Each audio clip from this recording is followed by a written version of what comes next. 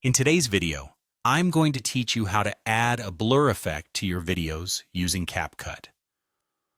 Whether you're looking to create an artistic touch or want to obscure certain details, blurring can be a powerful tool in video editing. So let's dive right into the process.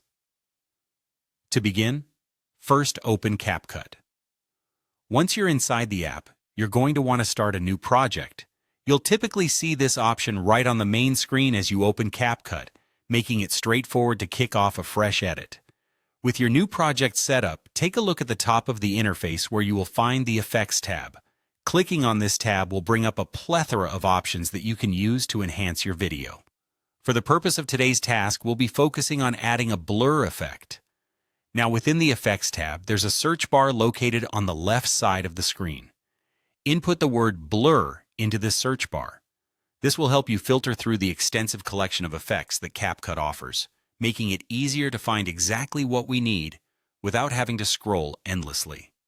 Once you've searched for blur, you'll notice a couple of options that pop up: basic blur and Gaussian blur. Both have unique characteristics, but for most standard uses, either will work effectively.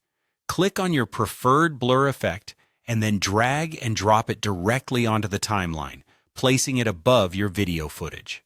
The timeline serves as the workspace where all elements of your video, whether it's effects, sound, or clips, come together. After dragging the blur effect onto the timeline, you'll need to customize how it affects your video.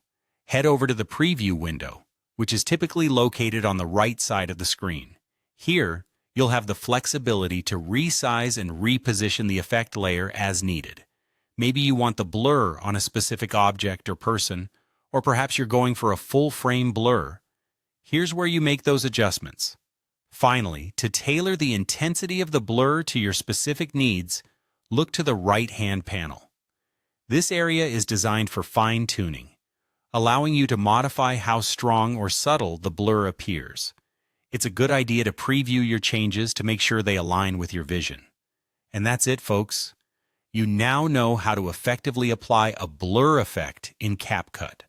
By following these steps, you'll be able to bring a polished, professional look to your video projects. Thank you for joining, and until next time, happy editing.